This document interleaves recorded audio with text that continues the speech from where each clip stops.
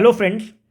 आज हम लोग मिसलेनियस टॉपिक को डिस्कस करेंगे और ये वो टॉपिक्स हैं जो आपकी तैयारी में जो थोड़े बहुत जो होल्स बचे हुए हैं, it will plug those holes. और मैं उम्मीद करता हूं कि आपको पसंद आएगा लेक्चर। Let us start. कुछ इंपॉर्टेंट स्टेटमेंट देखेंगे कि बीपीएससी का नेचर होता है कि कुछ लोगों का स्टेटमेंट दे देता है और आपसे ये पूछता है कि किसने स्टेटमेंट को दिया। एक स्टेटमेंट है कि इनकलाब की तलवार विचारों की शान पर तेज होती है। ये स्टेटमेंट किसका है? तो ये स्टेटमेंट हम लोगों के आइडियल भगत सिंह का स्टेटमेंट है। तो थोड़ा जानकारी ये मिल जाए कि भगत सिंह ने ये स्टेटमेंट को कब दिया।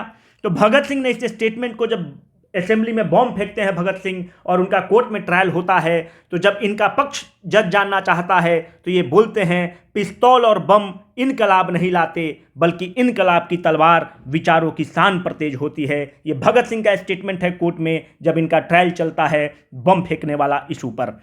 सेकेंड स्टेटमेंट जो बहुत इंपॉर्टेंट है कि drain of the wealth from India as a bleeding process. Bleeding process में क्या होता है कि कतरा कतरा खून ड्रॉप करते रहता है। ये स्टेटमेंट कार्ल मार्क्स का है इंडिया के परिप्रेक्ष्य में। तो ये भी बहुत इंपॉर्टेंट है एग्जाम के लिए कि ड्रेन ऑफ वेल्थ, जो ड्रेन ऑफ वेल्थ थ्योरी था, यहाँ से जो सारे रिसोर्सेज को ले जाते थे अंग्रेज लंदन में, तो उसको इन्होंने इक्वेट किया था कि drain of wealth from India as a bleeding process. ये भी स्टेटमेंट बहुत इंपॉर्टेंट है कि जिन्ना विभाजन चाहते हैं या नहीं, पर अब हम विभाजन चाहते हैं। ये स्टेटमेंट सरदार पटेल का स्टेटमेंट है। ये सरदार पटेल 1946 वगैरह के आसपास जब बहुत ज़्यादा परेशान हो जाते हैं जिन्ना के बार्गेनिंग ट्रिक्स पे, तो ये स्टेटमेंट देते हैं। सरदार पटेल का स्टेटमेंट है और ये स्टेटमेंट बहुत ही इंपॉर्टेंट है, इसको ध्यान रखिएगा। इसी स्टेटमेंट को बेस बना के लोग बोलते हैं कि पटेल चाहते थे कि पार्टीशन हो ही जाए। अब Congress is tottering to its fall and one of my greatest ambition is to assist its peaceful demise. ये स्टेटमेंट बहुत ही गंदा स्टेटमेंट है और ये स्टेटमेंट करजन का स्टेटमेंट है। करजन कब देता है स्टेटमेंट? ये स्टेटमेंट करजन का स्टेटमेंट है। करजन एक चिट्ठी लिखता है लॉर्ड हैमिल्टन को, लंदन में एक चिट्ठी लिखता है लॉर्ड हैमिल्टन को, 1900 में लिखता है। उस चिट्ठी में यह कहता है कि Congress is tottering to its fall and one of my greatest ambition is to assist its peaceful demise. और आप ये पाते हैं कि बाद में 1909 में मॉर्ली मिंटो रिफॉर्म्स आता है, गवर्नमेंट ऑफ इंडिया एक्ट 1909 आता है और सेपरेट इलेक्टोरेट की प्रावधान होती है। ये करजन इतना घटिया आदमी है कि करजन इतना दुष्ट आदमी है कि करजन के समय को reign of the Curzon was equated to the reign of Aurangzeb. हमने पिछले लेक्चर में आपको बता रखा है कि किसने रेन ऑफ करजन को रेन ऑफ औरंगजेब से इक्वेट किया है।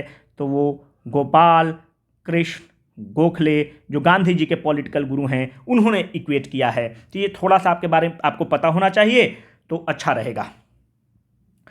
अब एक आपने थंबनेल में देखा होगा, ये किसानों के बहुत बड़े नेता हैं, इनका नाम है राहुल संकृत्यान। इनका नाम है राहुल संकृत्यान। अगर आप राहुल संकृत्यान जी के बारे में पढ़ें तो इनका नाम राहुल संकृत्यान नहीं रहता है, इनका नाम केदारनाथ पांडे है। जब केदारनाथ पांडे बुद्धिज्म को अडॉप्ट कर लेते हैं, बुद्धिज्म से प्रभावित होते हैं, और जब बुद्धिज्म को अडॉप्ट करते हैं तो आपको पता है कि भगवान बुद्ध का एक नाम राहुल भी है। तो उस नाम से प्रभावित होकर केदारनाथ पांडे राहुल संकृत्यान बन जाते हैं जब ये बुद्धिज्म को अडॉप्ट करते हैं और बुद्धिज्म के फिलॉसफी को प्रोपोगेट भी करते हैं। इसलिए आप देखेंगे कि कभी जभी इनको सेकंड बुद्धा भी कहा जाता है। ये बेसिकली रहने वाले कहाँ के हैं? आजमगढ़ के रहने वाले हैं, पर इनका कार्यक्षेत्र कहाँ रहा है? ये सारण वाला बेल्ट है, भागलपुर वाला बेल्ट है, मतलब इनका कार्यक्षेत्र बिहार रहा है। इसलिए हमारे एग्जाम के लिए बहुत ही इंपॉर्टेंट है। अगर आप ध्यान से देखें तो ये राहुल संकृत्यान बहुत बड़े साहित्यकार भी हैं। जब बहुत बड़े साहित्यकार हैं राहुल संकृत्यान, तो जो किताब इनकी जो बहुत फेमस है, एक किताब है भोलगा टू गंगा, एक और इनकी किताब है घुमक्कड़ शास्त्र, घुमक्कड़ शास्त्र। एक और जो किताब लिखते हैं उस किताब का नाम है सोने की ढाल। तो ये 3 किताब का थोड़ा सा आप ध्यान रखिएगा। और ये जब किसान के बहुत बड़े नेता हैं, 1939 में आप ये पाते हैं कि ये अम्बरीश सत्याग्रह को लीड करते हैं। ये बहुत इंपॉर्टेंट है। ये अम्बरीश सत्याग्रह को लीड करते हैं। अम्बरीश सत्याग्रह क्या है? It was the fight of the tillers against zamindar. और भी चीज़ों को है, पर यह भी एक उसका इंपॉर्टेंट एम रहा है। टीलर्स और जमींदार के बीच की जो लड़ाई होती है उसको देखा जाता है। इसी कड़ी में अब चूंकि बता रहा हूं तो एक और ध्यान में आ गया, रेवरा सत्याग्रह। रेवरा सत्याग्रह जो है वो भी एक किसान नेता हैं, यदुनंदन शर्मा। किस चीज की है के लिए है रेवरा satyagraha? Right of the tillers against the zamindar. जमींदार को टारगेट हमेशा किया जा रहा है क्योंकि जमींदार और ब्रिटिश में दोस्ती है, वो एक दूसरे के इंटरेस्ट को प्रोटेक्ट करते हैं। तो जो हमारे नेशनलिस्ट लोग हैं वो टीलर्स को सपोर्ट करेंगे, कृषक को सपोर्ट करेंगे। तो रेवरा सत्याग्रह बिहार में होगा। यदुनंदन शर्मा उसको लीड करेंगे। यदुनंदन शर्मा कहाँ के रहने वाले हैं? हमने आपको बताया कि बिहार का जो सबसे नया जिला है वो है अरवल। अरवल के रहने वाले हैं। तो इतना आपको पता रहेगा तो दिस विल सफाइस। अब हम लोग अगला देखें तो ये जो पिक्चर है ये सत्येंद्र प्रसाद सिन्हा का है। सत्येंद्र प्रसाद सिन्हा का जो कुछ क्रेडिट मिलता है, he was the first Indian to गो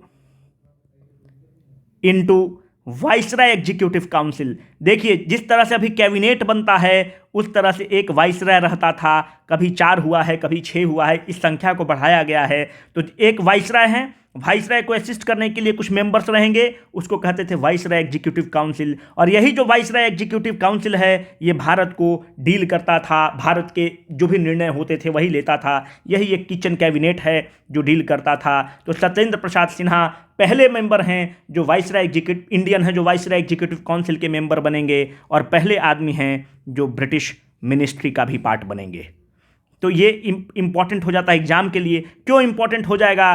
क्योंकि हमने आपको बता रखा है कि जब बिहार एक सेपरेट प्रोविंस बन जाएगा 1912 में, किसके थ्रू? दिल्ली दरबार के थ्रू। कौन दिल्ली दरबार? 3rd दिल्ली दरबार। पहला दिल्ली दरबार होता है 1877 में, उसके बाद 1903 में, 1911 में। 1911 वाला जो दिल्ली दरबार है जिससे बिहार का डिवीजन होगा वो 3rd दिल्ली दरबार है, जिसमें हार्डिंग वाइसराय रहते हैं। तो 1912 में डिवीजन होगा तो उस समय क्या बनेगा? बिहार और उड़ीसा एक प्रोविंस रहेगा और उसका कैपिटल पटना में रहेगा। और उसके जो पहले गवर्नर, जो फर्स्ट गवर्नर उसके बनेंगे वो बनेंगे सत्येंद्र प्रसाद सिन्हा। तो इसलिए थोड़ा सा इंपॉर्टेंट है और हम लोग को यहाँ पर ध्यान रखते हुए चलना चाहिए कि 22 मार्च बिहार दिवस मनेगा। 22 मार्च 1912 को बिहार और उड़ीसा एक सेपरेट प्रोविंस के रूप में आता है। तो हमारे लिए इंपॉर्टेंट है और इससे ज़्यादा जरूरी भी नहीं है। अब थोड़ा सा हम देखें तो ये हैं बिहार के बाबू जगजीवन राम। ये भी स्वतंत्रता संग्राम में दलितों के बहुत बड़े नेता हैं। जब भी आप देखेंगे कि थोड़ा सा अंबेडकर एक गांधी जी से थोड़ा सा एक अड़ियल रुख अपनाएंगे तो एक बहुत बड़ा चेहरा के रूप में जो शेड्यूल्ड कास्ट का बहुत बड़ा नेता है, बहुत बड़ा चेहरा है, उस चेहरा का नाम है बाबू जगजीवन राम। ये वही बाबू जगजीवन राम हैं जिनकी बेटी मीरा कुमार हैं, और मीरा कुमार सासाराम से चुनाव जीतती थी। अभी तो वो चुनाव हारी हैं और मीरा कुमार राष्ट्रपति का चुनाव भी लड़ती हैं। अपने कोविंद साहब के अगेंस्ट में वो हार जाती हैं, वो अलग बात है। पर बाबू जगजीवन राम एक बहुत बड़ा चेहरा हैं दलितों के। बाबू जगजीवन राम इतने बड़े चेहरा हैं कि इनको यूजुअली बाबू जी से कहा जाता है। तो जो टाइटल हमने आपको बताया कि श्री कृष्ण सिंह को बिहार केसरी कहा जाता है, अनुग्रह बाबू को बिहार विभूति कहा जाता है, उसी तरह से बाबू जगजीवन राम को बाबू जी कहा जाता है। इनके कद को आप इस चीज से आंक सकते हैं कि ही was the member of the constituent assembly from the Bihar. दूसरा इंपॉर्टेंट बात बनता है कि जब पहला कैबिनेट बनता है तो उसमें बाबूजी को लेबर मिनिस्ट्री दिया जाता है। उसके बाद सबसे इंपॉर्टेंट इनका आप कंट्रीब्यूशन देखेंगे तो 1971 में जब इंडिया पाकिस्तान की वार हो रही है तो इंडो पाक वार में ही was the defence minister of the country. इनका जन्म कहां हुआ है? आरा में हुआ है, बिहार के आरा में जन्म हुआ है। पर इनकी कर्म क्षेत्र कहां रही है? सासाराम रही है। इनकी बेटी है मीरा कुमार, वो सासाराम से जीतते आई हैं चुनाव। इसके पहले वो इतनी डायनेमिक महिला हैं कि बिहार की मतलब वो देश की लोकसभा की स्पीकर भी बनती हैं। वो करोल बाग से भी चुनाव जीती हैं। और मीरा कुमार इतनी बड़ी नाम है बाबू जगजीवन राम की बेटी होने के कारण और अपनी मेधा होने के कारण।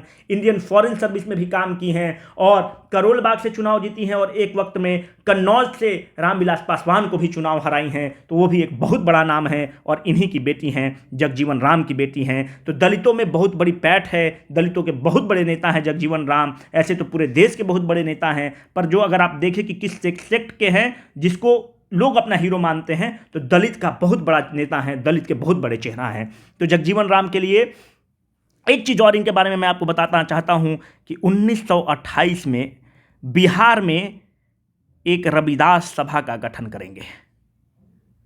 रविदास शेड्यूल्ड कास्ट को कहा जाता है, तो रविदास सभा की गठन करेंगे बिहार में 1928 में, वो करेंगे जगजीवन राम।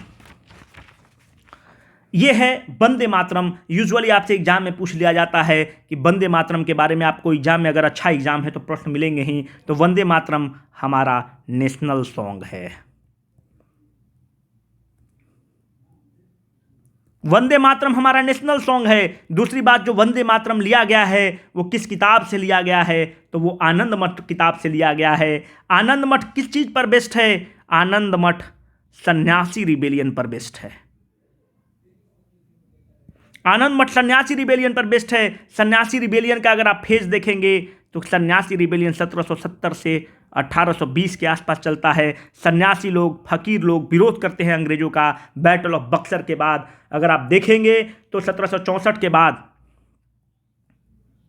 बैटल ऑफ बक्सर हो गया। उसके बाद अंग्रेज हुकूमत को पूरा दीवानी राइट्स वगैरह मिल जाता है। तो जो दान वगैरह दिया जाता है सन्यासी को, फकीर को, उसको बंद करेगा और फकीर विरोध में उठेंगे। उस फकीरों का सन्यासी रिबेलियन आनंद मठ किताब में है। आनंद मठ किताब कौन लिखते हैं? बंकिम चंद्र चटर्जी किताब लिखते हैं। और यहीं पर आपको बताते चले कि Bankim Chandra Chatterjee is called as India, he is considered as India's first modern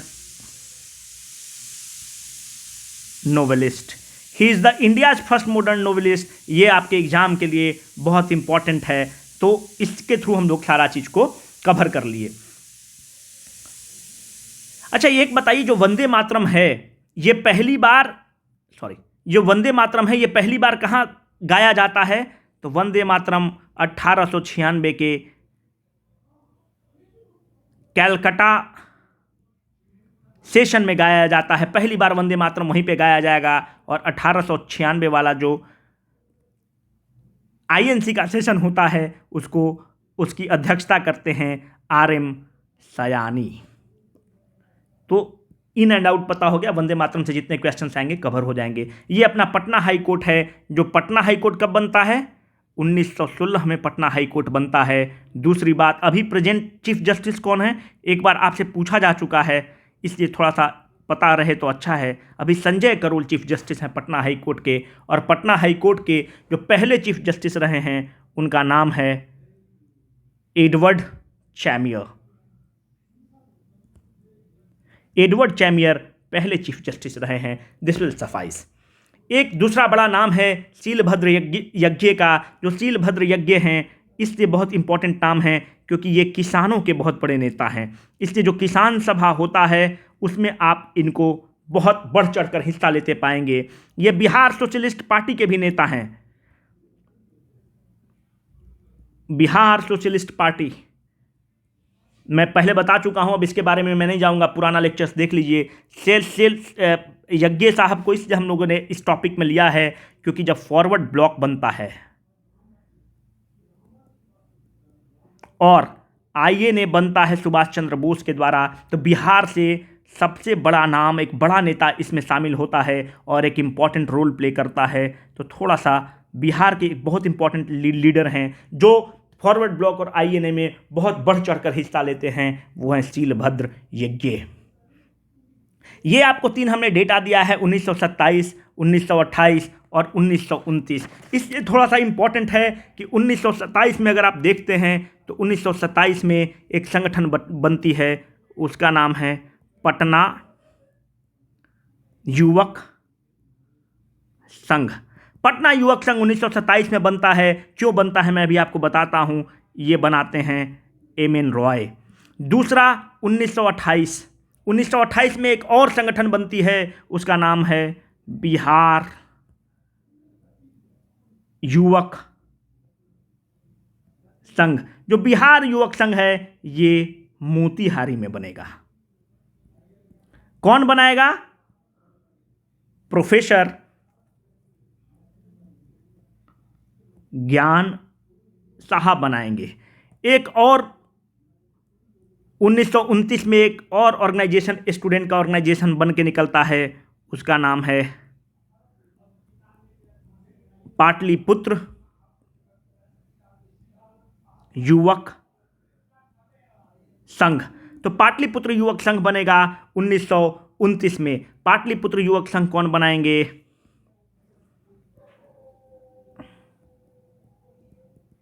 Ramvriksh Benipuri और अंबिका कांत सिंह। रामवृक्ष बेनीपुरी के बारे में मैं आपको बता चुका हूं कि रामवृक्ष बेनीपुरी बहुत बड़े साहित्यकार हैं। जो जयप्रकाश जो किताब है रामवृक्ष बेनीपुरी के द्वारा लिखी जाती है। रामवृक्ष बेनीपुरी बेनीपुरी गांव के रहने वाले हैं, मुजफ्फरपुर के। एक ये और पत्रिका चलाते हैं, उसका नाम है युवक। इसके बारे में आप पिछले वीडियोस में देख लीजिएगा। तो ये 3 डिटेल्स है। एम.एन. रॉय वही हैं जो इंडिया इन ट्रांजिशन लिखते हैं, बहुत बड़े कम्युनिस्ट लीडर भी रहे हैं एम.एन. रॉय।